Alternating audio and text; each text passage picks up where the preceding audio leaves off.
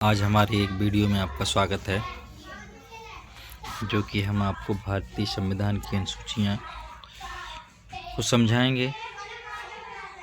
और समझ में आए तो हमारी वीडियो को लाइक सब्सक्राइब ज़रूर करें और आने वाली वीडियो का नोटिफिकेशन मिल सके।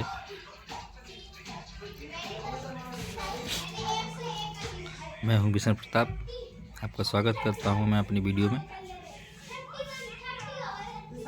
चलिए चलते हैं।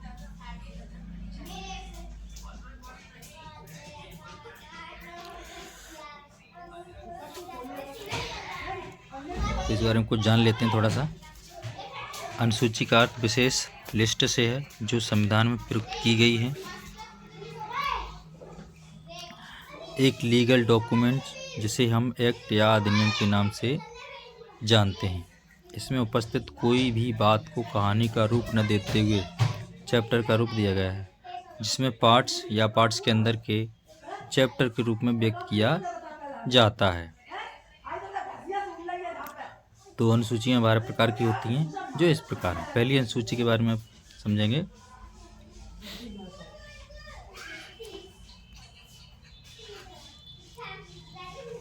इस अनुसूची में भारत के राज्य, भारत के केंद्र शासित प्रदेश का वर्णन किया गया है। यानी जो हमारे भारत के राज्य हैं और केंद्र शासित प्रदेश हैं, उन सभी का वर्णन किया गया है।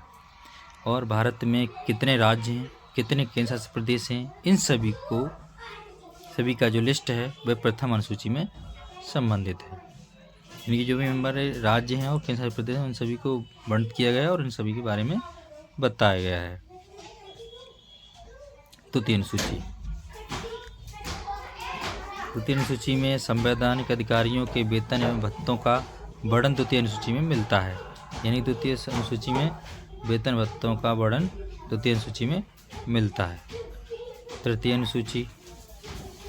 संवैधानिक अधिकारियों के शपथ का ग्रहण वर्णन तृतीय अनुसूची में मिलता है। यानी कि जो तृतीय अनुसूची है वो शपथ ग्रहण के से संबंधित है।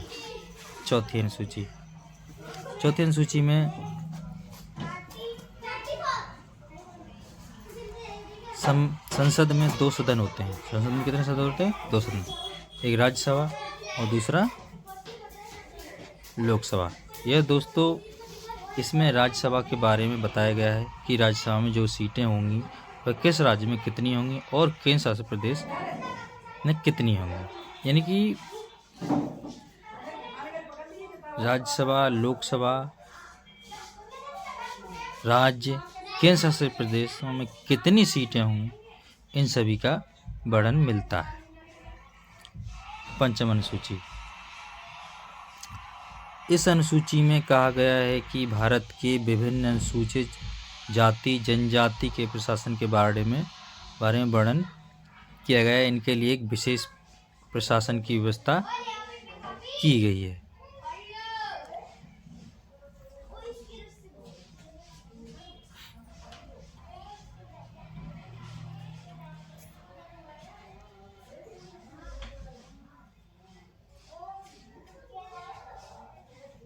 छठी अनुसूची।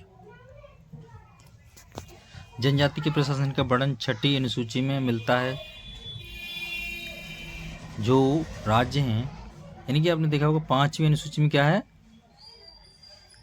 कि जो जाति जनजाति आदि जो व्यवस्थाएं हैं वो 5वीं अनुसूची में रखी गई हैं, यानी पूरे भारत के लिए।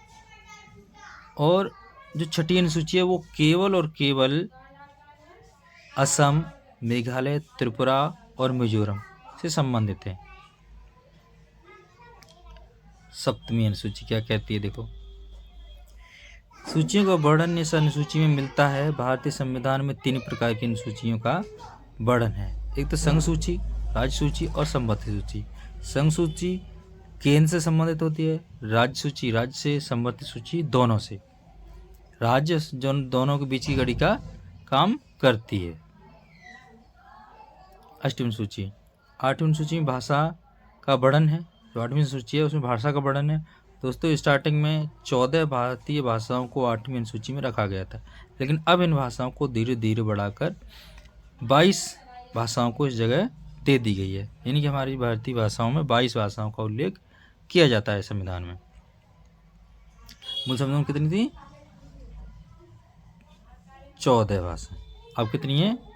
22 भाषाएं। 9वीं अनुसूची।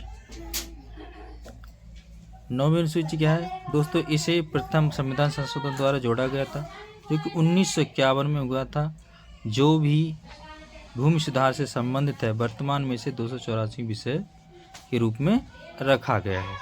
यानी कि जो 9वीं अनुसूची 1951 में 50 में संविधान बना था, 1951 में ही इसे भूमि सुधार से संबंधित किया गया था और 9वीं अनुसूची जोड़ दी गई थी।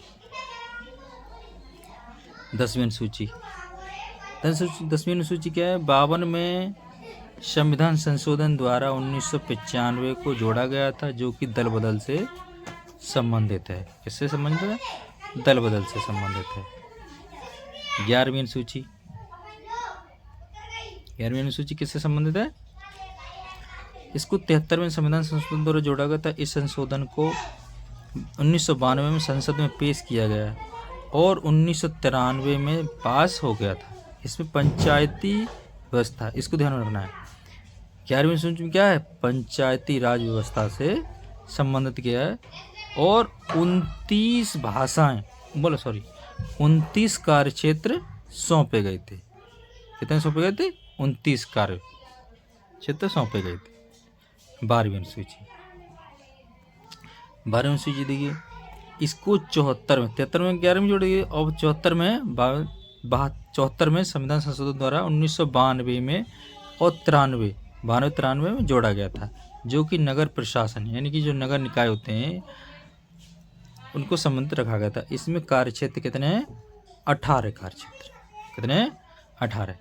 आई होप कि आपको ये 12 अनुसूचियाँ आपको थोड़ी समझ में आई होंगी और आने वाली वीडियो के लिए आपको सब्सक्राइब करना होगा और सब्सक्राइब करें, जिससे आपको आने वाले वीडियो का नोटिफिकेशन मिलता रहे। दोस्तों, हमारी वीडियो अगर अच्छी लगी हो तो चैनल को सब्सक्राइब करें, जिससे आगे आने वाली वीडियो का आपको नोटिफिकेशन मिल सके। धन्यवाद। नमस्कार जी।